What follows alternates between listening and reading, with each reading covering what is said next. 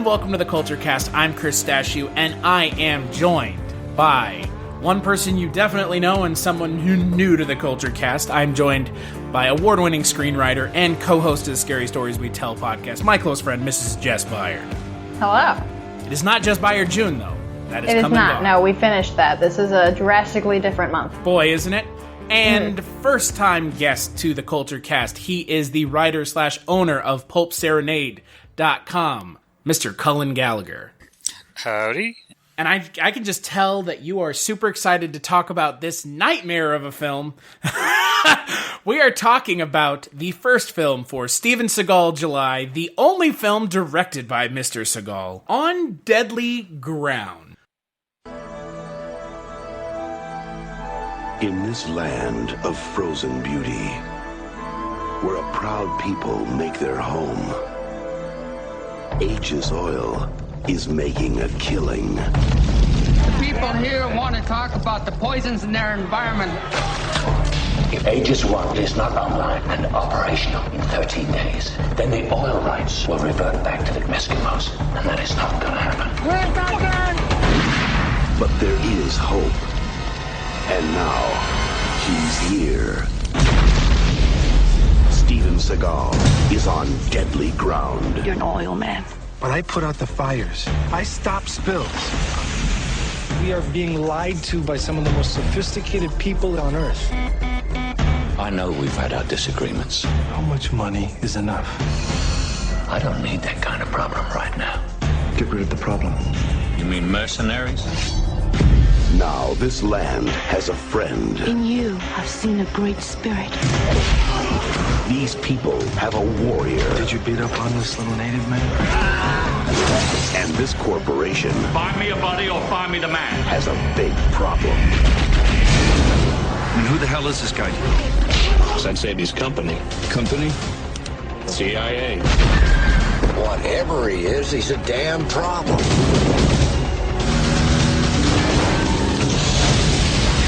Steven Seagal, Time to move out. Michael Caine, He'd need a miracle to stop us now. Just gonna reach out and touch somebody here. on deadly ground.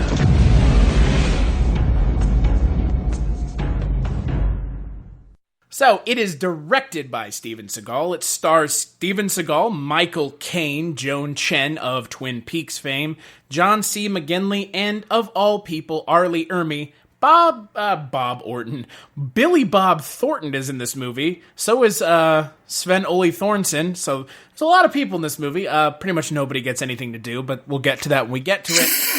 It came out. The film was released in 1994, which is pretty much as Verne, who wrote the Seagology book, which is going to be something we reference a lot this month. This is in the silver age of Steven Seagal. The fact that that's even a term anyone wants to use is shocking in and of itself. But the film stars Mr. Seagal as a firefighting blowout specialist with a mysterious past who puts out fires for a sleazy oil company run by Michael Caine, who's supposed to be Texan, maybe? I don't know. I have no idea. He's got a bolo tie. That means he's Texas. Fringe jackets. No Nehru in this movie. Fringe jackets.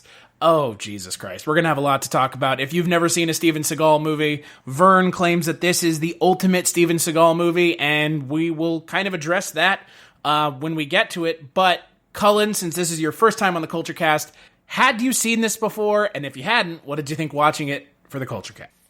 I had not seen a Steven Seagal movie since Under Siege came out. And, So how old were you when Under Siege came out? I would have been... I think I saw it not in theaters, on pay-per-view. So I would have been 8, probably. Okay. And I had seen some of the previous movies on VHS at the time, like Above the Law and Hard to Kill.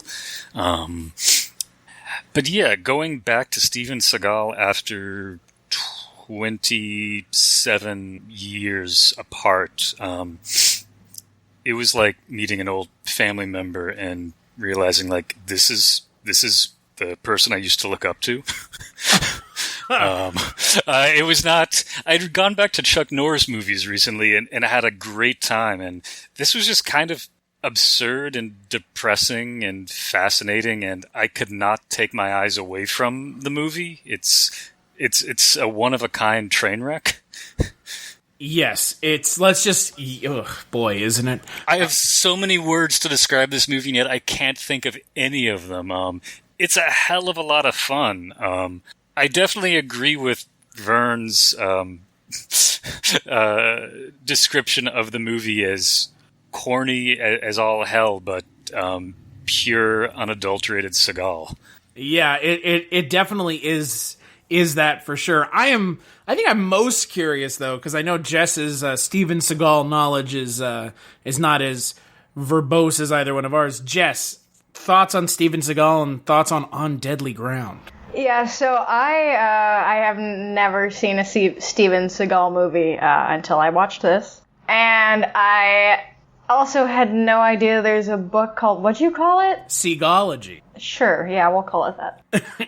So here's the thing. It's like a very tongue-in-cheek book. It's really good. It's actually really funny. Yeah, Vern is a hell of a writer and he has a one-of-a-kind voice, which I really appreciate. And I love the fact that his writing, he takes the movies seriously enough, but also realizes that it's a Steven Seagal movie, and he has his whole take on the auteur theory is like the ass-kicking auteur theory. He calls it something like that. So there is an element of humor, but I do like the fact that he is serious about the movies at the same time. It's a really delicate balance, and I applaud him for achieving that. I can't say that I agree. At least with can't this imagine movie. Why. This is admittedly a genre that I am not hugely familiar with. But recently, in the last couple of years, I watched, because I was just like, fuck it, I haven't seen any of them, so I just started watching some Jean-Claude Van Damme movies. I watched some Dolph Lundgren movies. Those, I would say, are pretty pure, unadulterated fun. But this movie, this is not a movie. There's no character development whatsoever in this movie. There's also no, lead actor that's playing a Native American who's actually Native American. Yeah, Joan Chen as Steven Seagal, sure. But I don't think, to be fair, I'm not sure Steven Seagal is supposed to be Native American, though. Joan Chen, on the other hand, totally is. Yeah. I can see your confusion with the goddamn fringe jacket. With his fringe jackets, yes. Yeah. Now, I would say that a good, 30% of this movie is montages, and not particularly, fun ones or exciting ones. A lot of this movie drags. An hour and 40-some minutes, I think, is absolutely unnecessary. Then there's Steven Seagal, who is a shitty actor. I don't know how else to say it, but he's not a fun shitty actor for me, Jean-Claude Van Damme is, or Dolph Lundgren. Dolph Lundgren, I wouldn't say that they're as bad as Steven Seagal. Maybe it's just because I enjoy the movies more, but I don't know. This movie's not well directed. This script is not a script. There's nothing in this script that is progressing the plot at all until they have random exposition dumps throughout it, and we get a vision quest. And not a fan.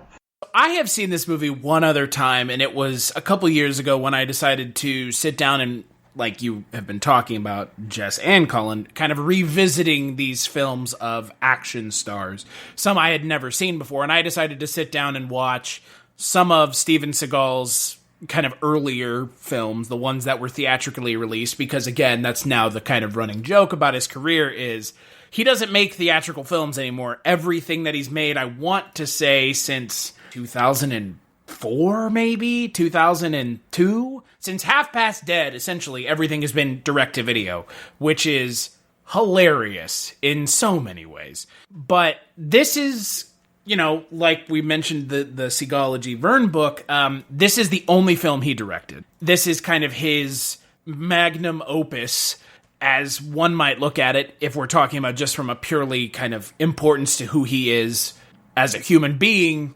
confronting something he clearly cares about. going after the kind of environmental message in a really ham-fisted way. It is a big, dumb movie, with emphasis on dumb being the key factor. And like we'll talk about throughout the month, because this is only the first movie of the month, Steven Seagal is a complete black hole of charisma. He has zero. He thinks he has a lot. He does. There's And that's the nothing problem. going on. I was going to say, what I found really fascinating about comparing these movies to like the early pre-canon Chuck Norris movies is that Seagal loves to talk. Those early Chuck Norris movies, he not only doesn't say anything, he barely moves. Like, there's so many shots where he's just standing completely still and maybe he'll just move his eyes. And I love that about Chuck Norris. Like, his static quality is really amazing. But I think what's smart about those early movies is he knows his limitations. He knows what he's good at doing, and he sticks to it, and he has a lot of fun with the plots.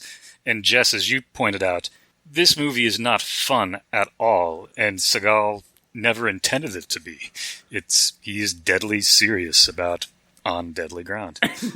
Is that like a meta thing that is the deadly ground of this movie? Okay, well, there's a lot of meta things happening in this movie with, just random weird references to other movies.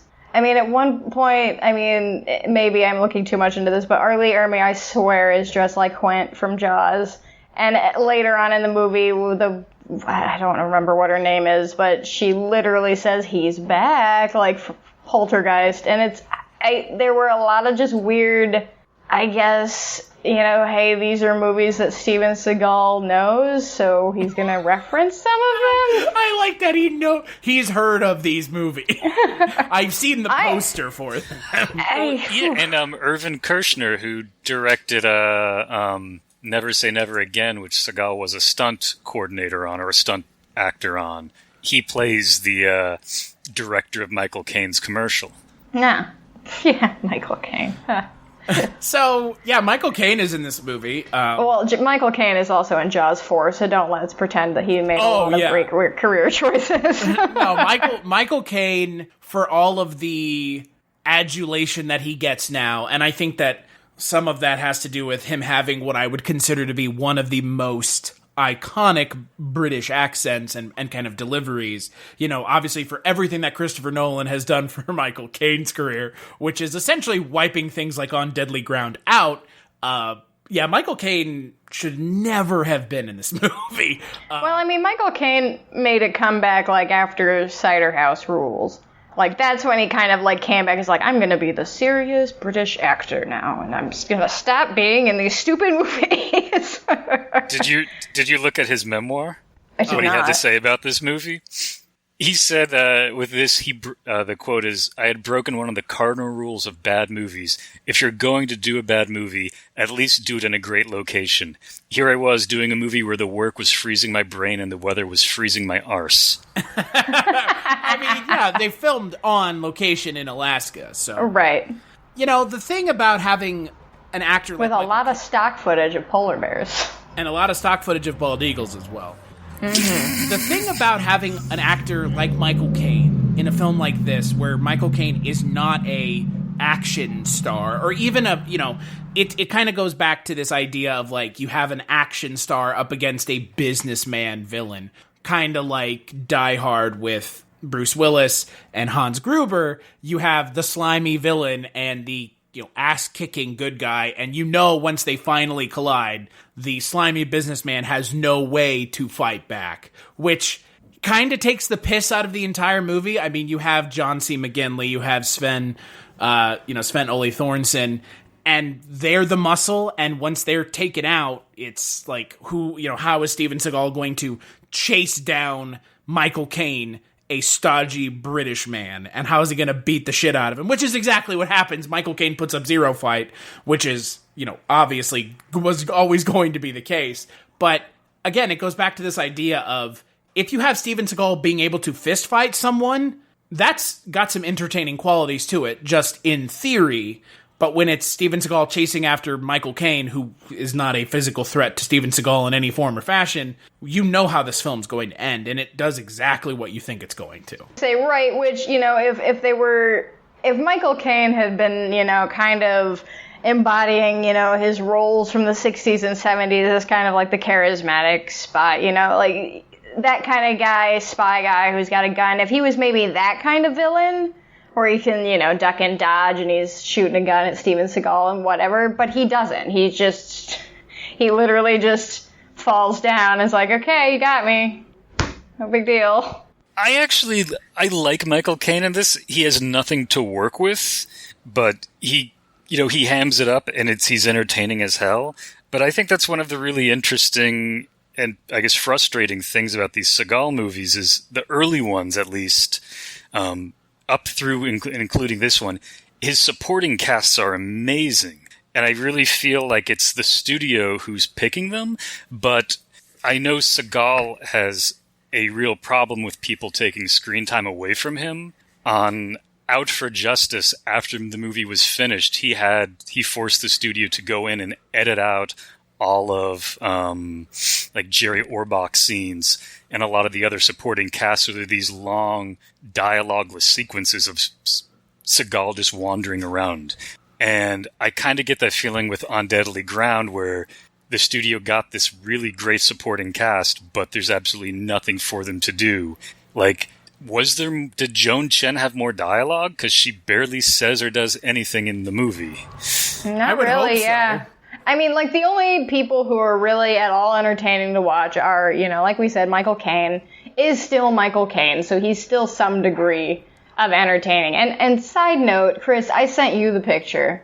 But speaking of Batman, I paused the movie, and it was right in the middle of Michael Caine's commercial, so he was doing this scary-ass smile. And he looks to me like Jack Nicholson's Joker in Batman and then his, spoiler alert, everyone, Michael Caine dies at the end by getting thrown into a thing of oil, which was also, to me, reminiscent of Batman and the Joker. I don't know. I just kept seeing all these, like, really heavy-handed references to other movies. Maybe it was just me wanting to watch other movies. I don't know, but... I think it may be that. I agree. I kept seeing... In all those early Seagal movies, they seem really, I don't know if pastiche or patchwork, like, they really just seem to be like, oh, let's take this from Die Hard, let's take this from Chuck Norris, let's take this from First Blood. And I didn't catch the ones you mentioned, but I think you're right on about all of them. Well, I mean Under Siege is literally just Die Hard. And Under Siege 2 is literally just Die Hard. I mean, that's the problem with Steven Seagal I think in general is the time of the action star was, in my approximation, and I'm curious y'all's approximation, it's the 80s. And Seagal comes in, I mean, yeah, like you've already mentioned, Cullen, 1983, Never Say Never Again, is when he fucking broke when Seagal broke Sean Connery's wrist during the production of the movie. You have him coming in 88 as his first foray into being the leading man and above the law. And that, in my approximation, is this kind of waning period of the quote-unquote action star. I mean, I know we have some kind of exceptions that prove the rule, like Terminator 2, but... Right, but Terminator 2 is a part of a franchise and was going to be coming out regardless, so that doesn't... I think you're right, yeah. I would say that the 80s for sure, and then maybe like early 90s to about 93, 94. But the 90s brought in, like, a new wave of indie, kind of smaller, more, quiet movies.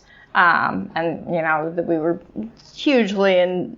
That's, when Oscars and stuff really, really became what people had their eye on as far as, like, the public goes and what kind of movies they would want to go see. So, yeah, we got away from these kind of just fun, dumb action movies, essentially, because they weren't, I guess, they didn't hit that emotional nerve or that, dramatic nerve that people were looking for in the early 90s.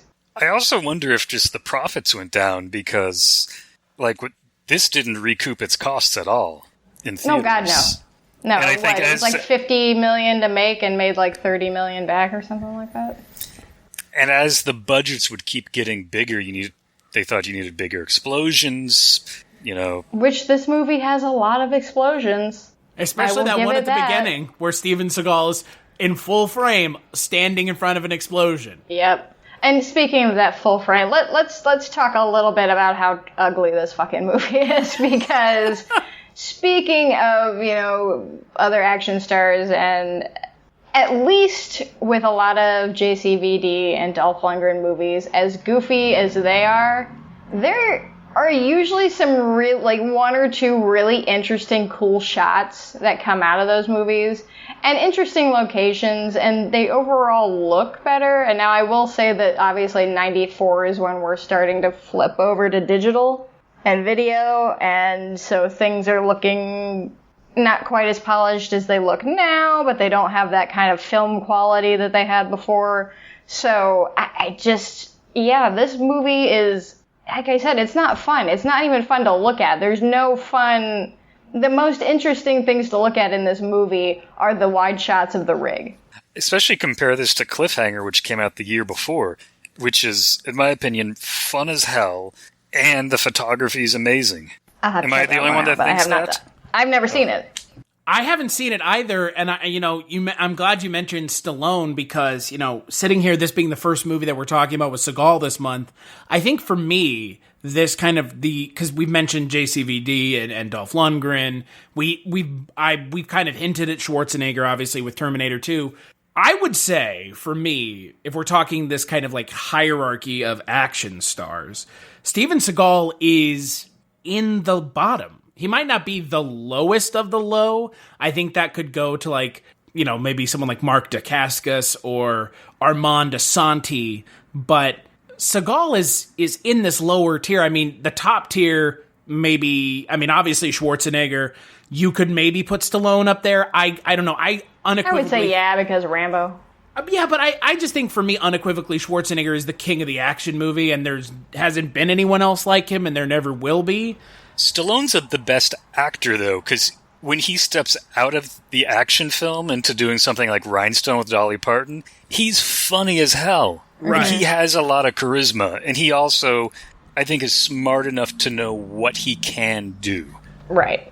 Well, and like Chris, you said, I mean, Steven Seagal is a black void of charisma. There's nothing there. I mean, his delivery, which I don't understand, is it dubbed? I don't understand. There's a lot of ADR in this movie. It's not the thing. I don't think his lines are dubbed. He just, again, if this is your first Seagal movie, like, which it clearly is, unfortunate for you, his delivery is always very understated, and it always seems to me, and Cullen, I don't know how you feel about this, having also seen a fair amount of Seagal films, he doesn't have the self-awareness to know that just because you're talking softly and quietly, that doesn't make you menacing. It doesn't. Right. It doesn't make you intimidating. And he just has no self-awareness as an actor to know how to be intimidating. Well, he's not acting. Like I was talking, he's just telling himself. My husband, he's just talking. Yeah, he is just talking. There's no difference in tone. There's no ever sense of urgency. There's no, his voice aside, or the way he talks aside, his face is doing nothing. It's just a blank slate the whole time. When I listen to him, I sort of feel like the actors that he's trying to rip off the most are actually De Niro and Clint Eastwood. Yes, but you can have charisma, but silently. Yeah, I mean, he's doing a terrible job, but I just can't help but think, like, he watched a bunch of De Niro, being tough and menacing, and then he watched a lot of Clint Eastwood movies and sees, how understated Clint is. And clearly with him trying to direct this, I think he is trying to be a little Eastwood. And there is rumor that Eastwood was interested in this property at one point. I don't know if it was serious or whether he just wanted to read the script. See what this idiot's doing. Again, like you've already mentioned, the lack of self-awareness when it comes to line delivery, like, I wouldn't even consider De Niro an action star. Like, why is that the well that you're drawing from? Because I've never thought about it like that until you just mentioned it, Cullen, that it's De Niro-esque, but again, De Niro is a I would say, for the most part. He's a dramatic actor. A talented dramatic actor, bad grandpa notwithstanding. Yeah, well, yeah, there's a latter career. So those early Seagal movies strike me as him trying to do... They're almost sort of like Mike Hammer, like sort of like hard-boiled, like urban crime stories. Right. And with this, he goes completely in the other direction. And I mean, Under Siege was also like another direction. But those first like 4 movies seems that he's trying to do like hard-boiled cop stories. Well, and those first 4 movies are his best 4 movies. Above the Law, Hard to Kill, Marked for Death, and Out for Justice. Like you mentioned, Cullen, they're all almost the same goddamn movie. Yeah. Fighting inner city toughs, be it Jamaican toughs, mobsters, what have you. It's all very samey, but it kind of works. I mean, so are a lot of action movies. I mean, there's a lot of sameness between... I mean, you know, there's a lot of sameness in JCVD movies. There's a lot of sameness in Dolph Lundgren movies. They all have their thing that they do well, obviously, but I don't see it, and, you know, I'll be watching more later, but I don't see it here, and he's just... Well, the funny thing is once he gets outside of that urban setting, once he goes into these more kind of set piece, because this is a set piece driven film, a set piece driven action film, when he goes into these set piece driven action films, his inability to act and inability to be charismatic kind of withers away, because when you have these set piece driven action films like, say, Commando or Total Recall. What a great movie. Right, great yeah. movie. Movies that we'd obviously rather be talking about than this one. When you have those movies, the hero has kind of a catchy one-liner or something that he says. You know, he has one-liners throughout the scenes. And in this film, it needs that. And it doesn't. It doesn't have it at all. And that's better suited for something where it is, you know, an ex-cop or a wronged someone who is going after thugs or gang members in a city. You don't need the one-liners. You just need like brutal action, which in something like Marked for Death or Out for Justice, those are pretty brutal movies. I mean, he's beating people up with a cue ball and a sock. I mean, he murders people with wanton abandon in this film, but those movies, there's a different flavor to them that this film just doesn't have. And then when he makes the Glimmer Man, he shows up on set and says, "Sorry, I decided I can't kill people anymore. It's bad for my karma." That's a real thing. Yeah. God. Well, I mean, Steven Seagal is a big friend of the Dalai Lama, or at least he was. Yeah. So. Well, now he's a big friend of Russia. Oh, yes, he is. Yeah, for both of y'all, because it's something that Vern touches on at the beginning of Seagology, and that I think is a really interesting point, which is that with Above the Law, Seagal, that's his first movie as an actor, and he comes out as a fully manufactured star with a persona, and like the first images in that movie are like of him as a child, and then they work into that like video of him actually like doing Aikido, and there seems to be this whole like we're working in his persona into the story because we're going to sell you that Steven Seagal is fucking great and he's badass and he's a star. And yet to me it's like never convincing because he's not that person. Like he's not that, as we've all said, he's not charismatic. He's not as tough as these other guys. He's not as good an actor. And as I'm watching all these early movies, it just keeps being a letdown. like Seagal, you're not as cool as you think you are, or that the movie is trying to convince us of. Well, I mean, there's a point in time in that there's a point where it's R. Lee Ermey explaining to, I don't remember who, John C. McGinley maybe, why you don't want to run into, and we haven't mentioned his name actually yet, but it's Forrest Taft, which in my notes it says Forrest Taft is a douche. Accurate. Accurate. It's just R. Lee Ermey basically giving all of these analogies as to why Forrest Taft is this big bad killing machine, and you better be scared if you run into him because of this and this and this and this, and it goes on for like 2 minutes. Oh, that speech is glorious, and I'm convinced that he wrote that himself. I mean, it's he could so have. Good. I mean, are y'all gonna do a sound clip of that? Otherwise, I got the whole thing in front of me. I mean, here's the thing. Until you said you had it in front of you, now you have to do Cullen Gallagher's dramatic reading of why Forrest Taft is a badass. My guy in D.C. tells me that we are not dealing with a student here. We're dealing with the professor.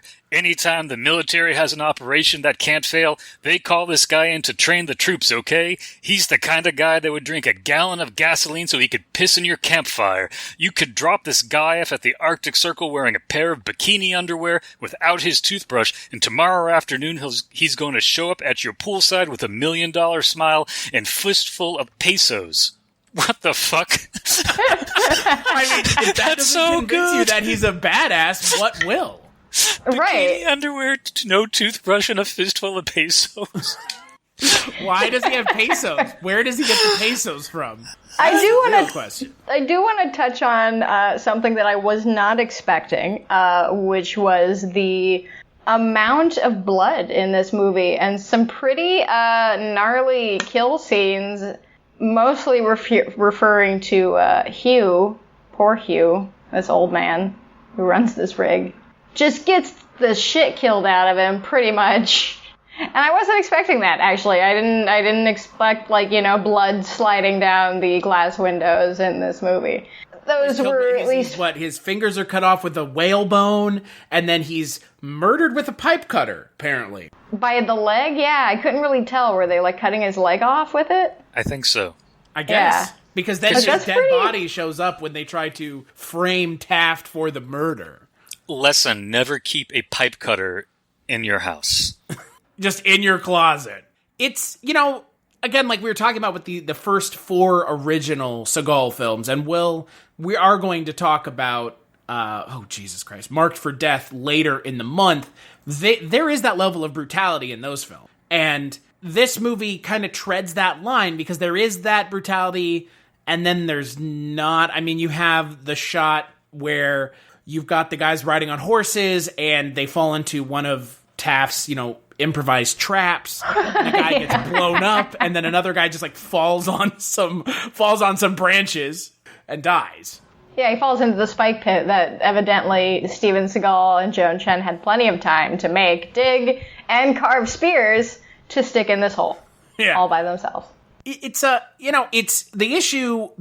main issue that I have with this movie, other than the fact that Steven Seagal really is a charisma void, is the lack of action in this movie. It's just explosions. Yeah, there's no action in this movie. I was trying to figure out what is his special skill. Obviously we know, Chuck Norris does roundhouse kicks. Jean-Claude Van Damme is, the muscles from Brussels. And dancing.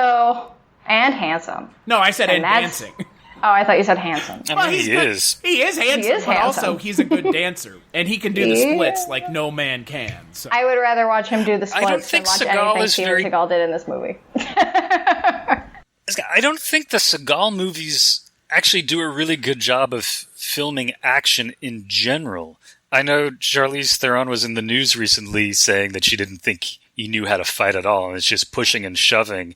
In watching these movies, I couldn't get that out of my mind because like the bar fight in this movie, it's weird moments of slow-mo where you don't need them, and then he's cutting when the action's supposed to be happening. So he's not really framing the choreography in any good way. That goes back to what Steven Seagal is trained in. He's trained in Aikido, which is not your traditional martial art. It's martial arts with religious beliefs, and there's a lot of meditations involved. Yeah, and it's not an action-packed martial art. It's not, It's utilizing throws. I mean, Aikido is known for its grabs and throws. He throws a lot of people through windows in those early movies. Well, and here's the thing, that can be cool. If you're giving him different things to throw people through, different places for them to land, different, places for the camera to be. But if you're just doing pretty much just medium shots and wide shots and close-ups, that's boring. It's static and it's boring. There's nothing happening. There's like a slow motion close up of him grabbing someone's nuts as the guy yells, "My balls!" 80-yard my balls too. So since you brought that up, I do want to mention that this movie has quite the emphasis on dick damage. Yes, you're totally right. Is that Dick Warlock's brother, Dick? Dick damage. What's your dick damage, Dick?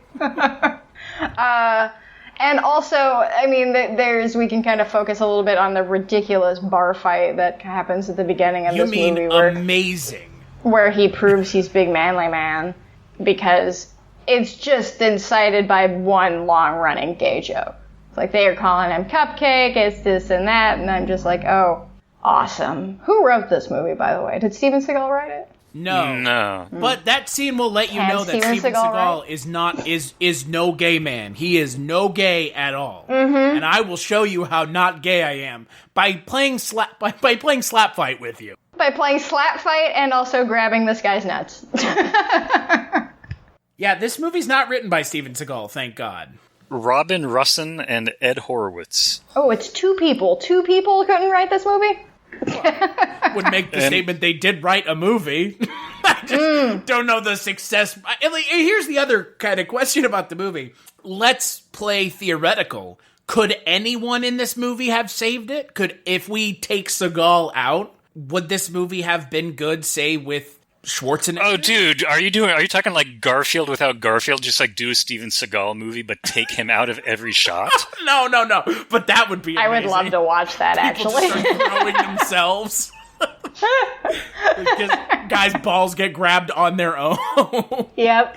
I'm saying, would be hilarious. What if it was JCVD in this movie as opposed to Seagal? Would this movie have worked as a non-Seagal movie with someone else? I think that Clint Eastwood could have been in it, apparently. I think that it could, honestly. I mean, it's not a great movie as far as, the lines aren't awesome. There's not a lot of depth to any of these characters. But if you had an actor in there who's at least fun to watch and who insists on being in almost every shot, then yeah, I could probably come away with this being like, it was fun. I probably don't need to watch it again, but it was fun.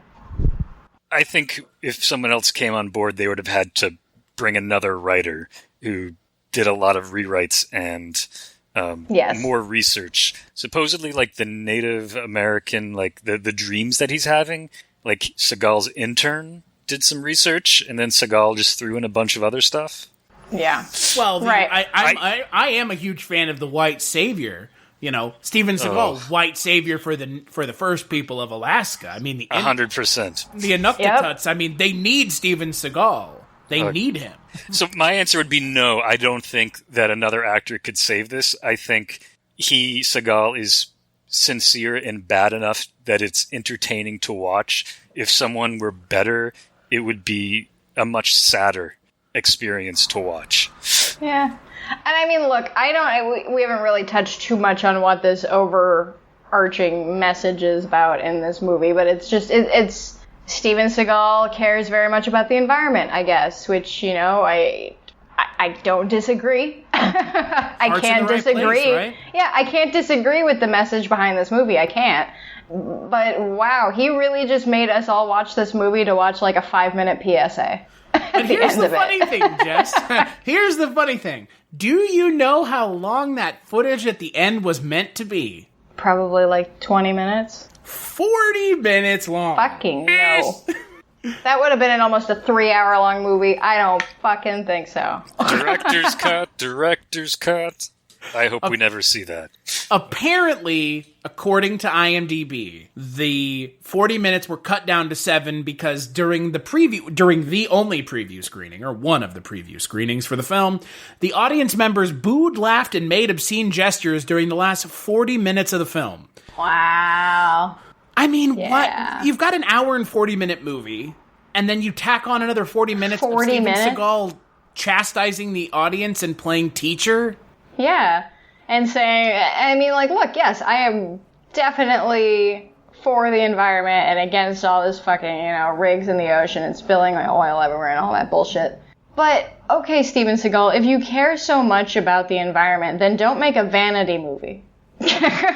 Agreed. Donate some money to the fucking environment, or make a real documentary, or hire, use your money to hire a production crew and be an executive producer on a movie with an actual environmental message. Not just you being like, look how awesome I am, and I care about the environment also.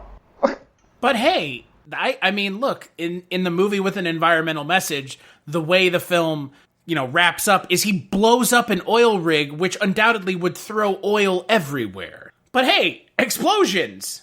The fact that you're probably that you're definitely with those explosions, you're most certainly killing things in like a certain amount of radius around that explosion. Goodbye some of those cute animals that the movie was focusing on.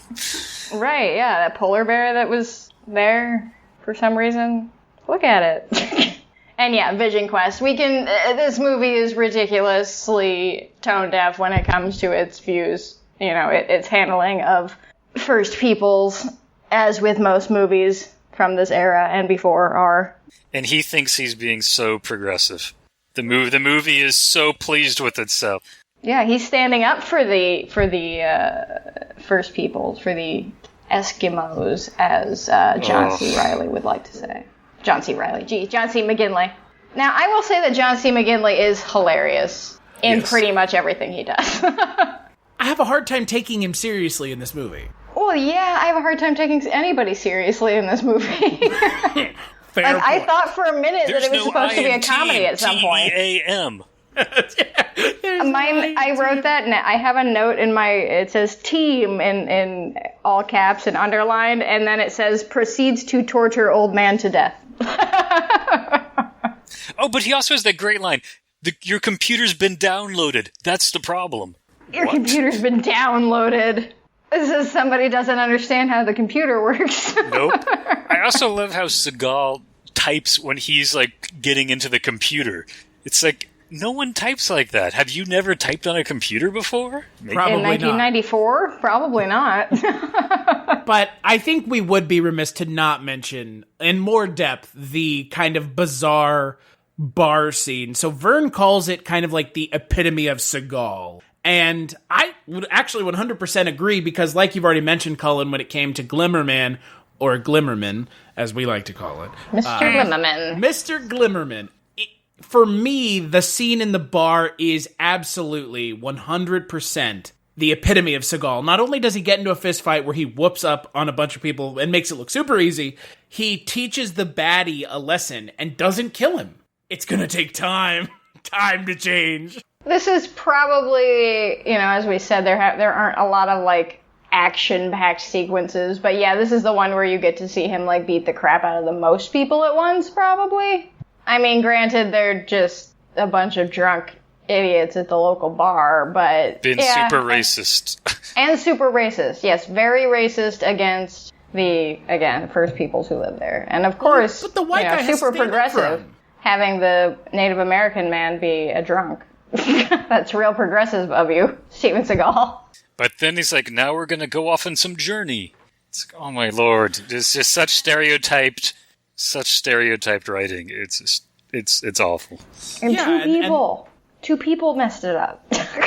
Well, and again, like we've said, I mean, it's just, it hits on all of the things that I associate and or assume I'm going to get when it comes to a movie with Steven Seagal in it. It's tone deaf on a lot of stuff. There's no one-liners that are funny. There's no action in this movie. We've talked about a little bit of it, but that's pretty much the extent of it. I mean, there's no action cinematography either. We're not getting any of that movement that generally come, like, that's all part of, like, the psychological aspects behind, actual filmmaking.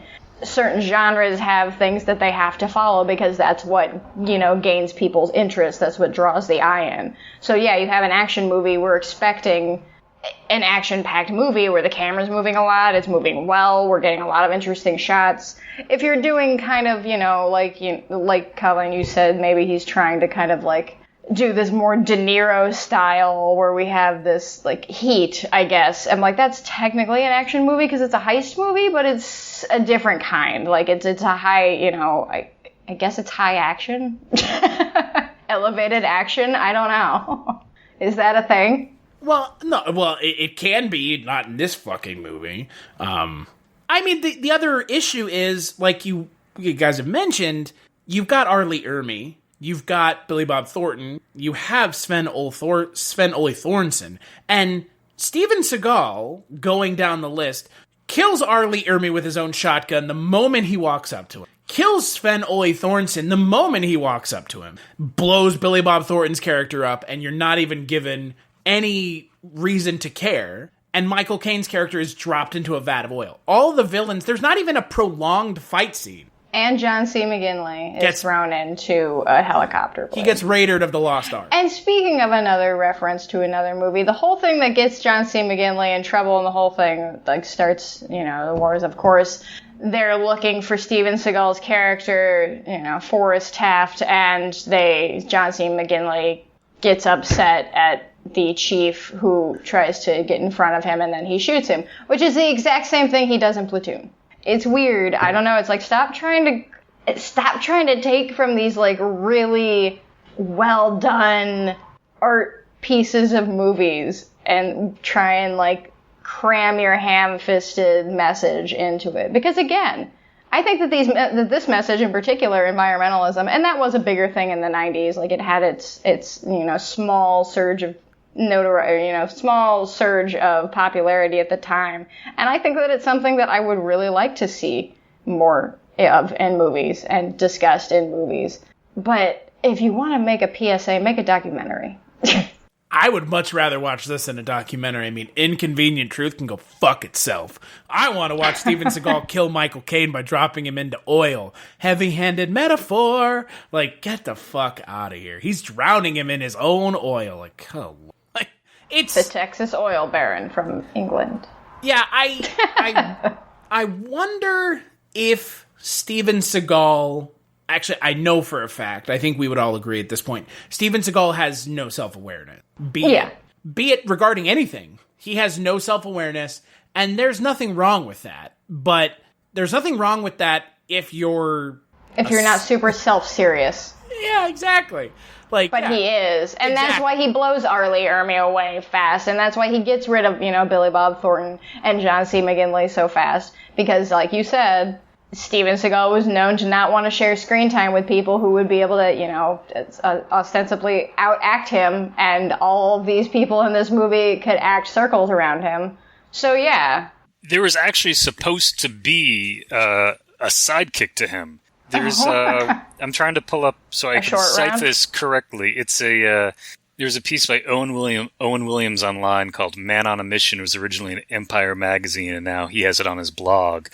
But there was supposed to be a second character who was here we go. Yeah, a partner who was an Alaskan lawyer from Yale who became an eco-terrorist, and Seagal had them cancel the character.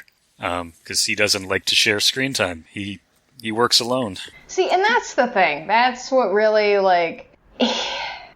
movies are hard to make. They're expensive to make. Even ones that are quote-unquote not expensive and low budget are expensive to make.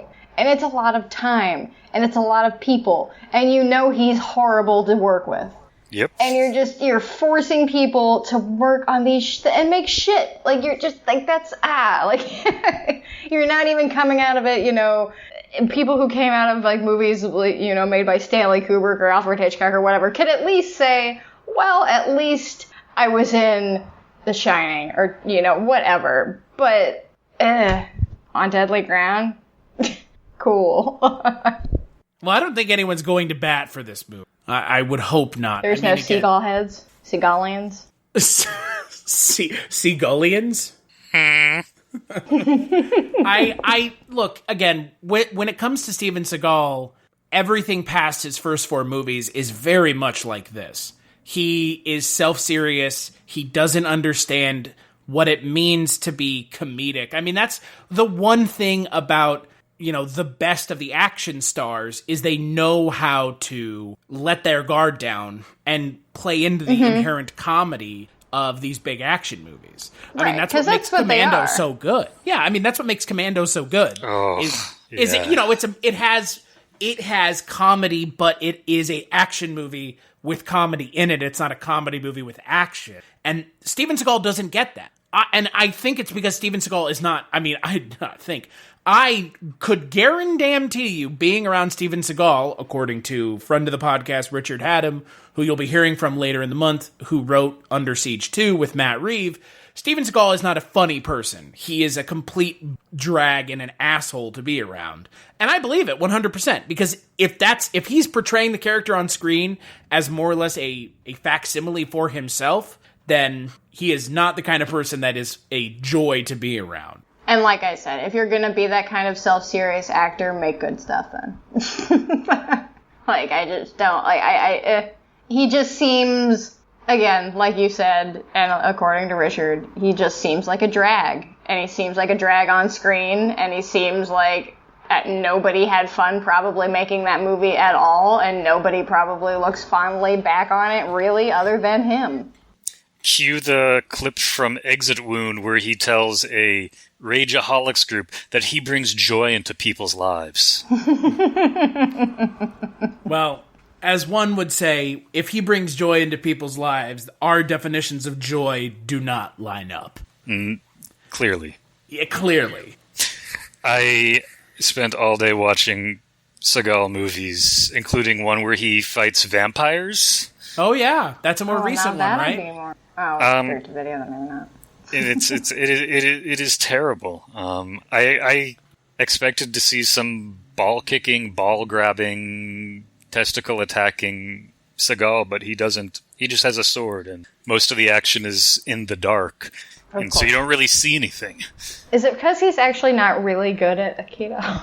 Is that what it is? I think what it probably is at this point in his career, he is literally sitting back and watching his stunt double do everything for him. Yeah. How old is he now? Oh, he's his late 50s, early 60s at least. I'll check. He was born in 1952. One thing I couldn't find online was I'm actually really curious. I would love to read someone that knows Aikido to write some criticism of his movies, because I feel like I can't. I don't know what he's doing. I don't know. I can't judge. I have no idea. And so that means he's almost 70. Jesus Christ. Because my grandmother was born in 1947. So. I to your point, though, Cullen, I would be curious to see someone who knows Aikido critiquing him. Mm-hmm. I wonder if you can find anything like that online. I'm sure somebody out there. But you know what? That would assume people who are giving Steven Seagal any sort of thought. You never know. It's the internet. This weirdo Putin guy friend who's friend of Putin making movies still. You know who else is a drag and a diva and not fun to be around? Bruce Willis, but he's also charismatic in the movies, so at least it's entertaining to watch. Still don't be a douche. Words to live by. Words to live by. So, Cullen, what would you give On Deadly Ground out of 5? I'm tempted just to say 0.5. It's... Man. It's... You can laugh at it, but, there are better movies to laugh at. And a lot of the movies you laugh at, they're also wanting you to laugh with them, and this movie doesn't have any of that. This is a fascinating, timepiece, but in terms of actual entertainment, I don't think it's very good. Sorry, Steven. Don't apologize to him. He's a millionaire and has done nothing to deserve it, as far as I'm concerned. Putin, so fuck him. Well, the old story is Michael Ovitz, his Aikido trainer, took it upon himself to try and see if he could fabricate a movie star, and... Well, he did. He did. Well, Steven Seagal... He uncanny valleyed a movie star. Look, for all of the problems and all of the lack of charisma, Steven Seagal is still a billable action star. Success is not an indicator of being a movie star or not. He is a known quantity, and that's unfortunate in so many ways. Oh, imagine if this had never happened. If he had walked in, of all the gin joints to walk into, he had to walk into Seagal's Aikido class. Exactly, right? I would probably also give it... I'd probably just give it I guess 0.5 works. What did I give Kuso? Because I hate Kuso. I think we gave it a 0. Okay, that's fine. I don't hate this movie, it's just not good. Yeah, I would give it like a 2. I mean, it's, this is the second time I've seen it now. It's just as dumb as the first time I watched it, probably more so now, having spent time reading the chapter in the Verne book about this movie. He tears it apart better than I ever could. But like you said, Cullen, he really does understand that this is not just, to make fun of these movies. I mean, because Steven Seagal, he's easy to make fun of with his ponytail, his self-serious attitude, his lack of foresight when it comes to positioning himself as a movie star. You do not tell people, I am the only one that matters, and that's it. No. That's a good way to get yourself not wanting to be worked with. Right. Speaking of the ponytail, one of my favorite Verne observations about Above the Law is it's really your prototypical Steven Seagal movie, except he doesn't have a ponytail. So in that light, this is not your typical Steven Seagal movie. Right, exactly. But I love that detail. He's totally right. But and he says that he's both serious and funny. I don't know. It's a great observation. And, the one time Seagal is in something that's not self-serious, which is the kind of last film that he was in that was released theatrically, Machete, he's doing himself again in that movie. Like, he's doing the exact same bullshit. I guess I have seen a movie with Steven Seagal in it then, because I have seen Machete. But he's like a minor part of that movie, and he's doing this thing in that movie. Right. So... Well, I mean, and I haven't also seen any of those... What were those ones that came out a few years ago with, all of the big action stars in them? Oh, the Expendables? But Seagal's not in those movies.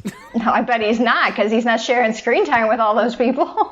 Which is hilarious, because it has, the biggest of prima donnas in those movies. Schwarzenegger and Stallone working together, plus Bruce Willis is in those movies, And Chuck Norris. Yeah, Chuck Norris. they're all...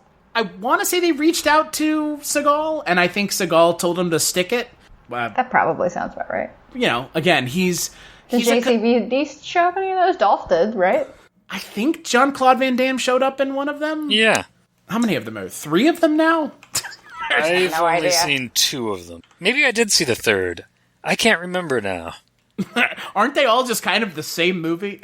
Yes. I remember liking the first one a lot more, because I think Stallone directed it, and I think Simon West might have done the second one. And I know there's some people who, really love Simon West, but the few things I've seen I've had issues with, like his remake of The Mechanic. I'm getting off topic, but anyway. But yeah, I believe they approached Seagal, because I remember reading something about it, and I think Seagal told him to stick it. And let's not kid ourselves, even if I was making this story up, it sounds just like something he would do. Mm-hmm. So... I mean, the Expendables movies, for regardless of their quality, they're better off without him. Yeah. Unless he's the villain. That I could see. That I could be okay with, maybe. No. Because I just watched a movie this morning where he's the villain, and it's he's terrible. To be a really good villain. Which movie is he the villain in? The Beyond the Law. That's what it was called, from 2019. Gotcha, okay. His most recent foray into film. Yes. I think the only thing that Simon West has done that I like is Con Air. Oh, shit. I should see that again. I saw that in theaters, and I have not gone back. I mean, Con Air is a big, dumb movie. And it's fun. Yeah, it is fun, because, again, you have villains in the film who, that's the best part about action movies, right? Is when you have a villain in the movie who knows they're a villain in the action movie, so they are self-aware enough to, say really, sleazy things. I mean, that's what makes, again, going back to Commando, that's what makes Bennett so great in that movie. Oh, or yeah. David Patrick Kelly. They get that they're villains. They're not fourth wall breaking, but they know that they're villains in a movie. And they're having fun, yeah. Yeah, and, that's, that's what and I mean, talk about Deadly Ground needed. Talk about complete opposite of charisma void. I mean, say what you will about Nicolas Cage, but he's nothing but personality, so... Nicolas Cage is great. Yes, I would. For as bad as he can be, he's still pretty good. Mm-hmm. The jazz musician of American acting, according to David Lynch. Yeah. Boy. That sounds about right. I could say that. I'm not disagreeing. No, I'm not going to disagree either. But on that note, let's take a break and we'll play a preview for next week's Culture Cat.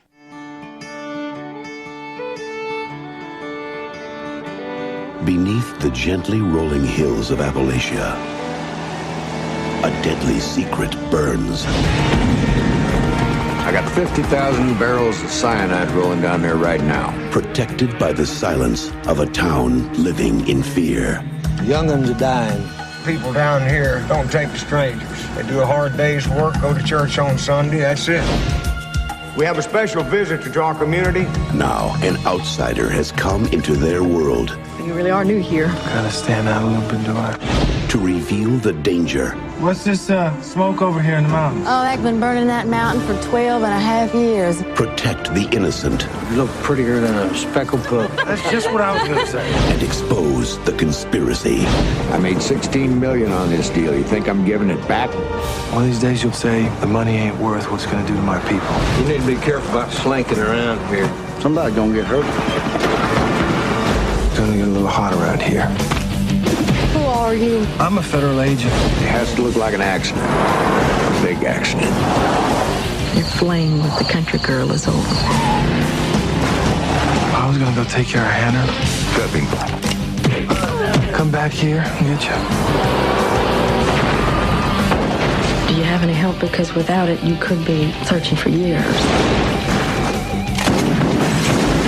We don't have years. I want the mine sealed, and I want Taggart buried inside it. Tell your boss I'm coming to get him. Steven Seagal turns up the heat. You know, on second thought, I'll tell him. Fire down below. On the next Culture Cast, we are going to be talking another Seagal film. We're going to be talking about Fire Down Below, the other Seagal movie where there's an environmental message. There's also a lot of country western singers in the movie, which is super fucking weird.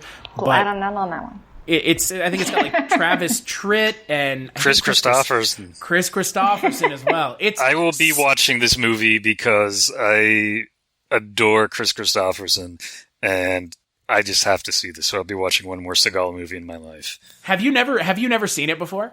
No, I was serious. Like, after Under Siege, I had not seen another Seagal movie until you invited me to come on this. That's fair. Oh, and it's not only does it have Chris Christopherson and Travis Tritt, it also has Randy Travis in it. Oh, wow. Which is super weird. And Marty Stewart. So, oh, fuck. I'm going to have such a good time in this movie. It's a lot more fun than this movie, but it's still terrible. It also has George Mark Colley in it, otherwise known as that one guy from The Punisher, who's the only part of that movie a lot of people really remember. Which is the, what the fuck does he say in that movie? I'm gonna play that song at your funeral. Again, another great movie with a villain who understands that he's in a fucking movie. But lots of action. Yeah, and action. And Tom Jane, the only Punisher worth talking about. I love Thomas Jane. I would disagree, but that's fine. Wait, you're not gonna say Dolph Lundgren, are you? Yes, for sure. No, I like the show. Oh. The show just took itself way too seriously. Yeah, I like John Travolta being, like, hamming it up, and I love Tom Jane, so... But I get it. I mean, the show does, like, a thing. It does, like, a thing that the movie doesn't do, which is, like, approach it with some seriousness. Mm-hmm. You know, the movie's just kind of like, here's pretty Roy gnarly Scheider, crime. and he's dead. And here's the skull with the skull made out of fire. Like, who gives a shit? So, it's operating at peak comic book for sure. So, until that next episode, where can people find you, Cullen? I recently relaunched my blog, Pulp Serenade, which now has a hyphen, pulp-serenade.com, and I write about mainly crime novels, occasionally random cult movies and other things. And I have a mostly country radio show called the Alcohol and Tears Mostly Country Radio Show, which is just alcoholandtears.com. What about you, Jess? Where can people find you? You can find me on Twitter at WriterJessByard. Pretty much post everything there, but if you want to hear Chris and I together talking about things other than movies, you can hear us talk about television shows that lasted one season over on our podcast, The One Season Show. And you can listen to us talk about all things spooky, paranormal, unexplained, true crime, all that good stuff over at Scary Stories We Tell. And that is pretty much it. And for me, you can find me on Twitter, casualty_Chris. That's where I plug everything that I work on. Like Jess already mentioned, we do 2 podcasts together. Jess is on this podcast pretty frequently as well. If you want to find more episodes of this show, culturecast.com, patreon.com/culturecast is where you can kick a couple dollars our way. Big thanks as always to our Patreon supporters. Big thanks to Cullen and Jess for enjoying/suffering through this movie, however you want to look at it. Cullen, for your first time on the Culturecast, this is a hell of a movie to start out with. I had fun. Thank you. I had an absolute blast. Yeah, I mean, look, that's what we're going for here. Just have some fun, even if the movies are a complete and utter nightmare. Make sure to check out the next episode.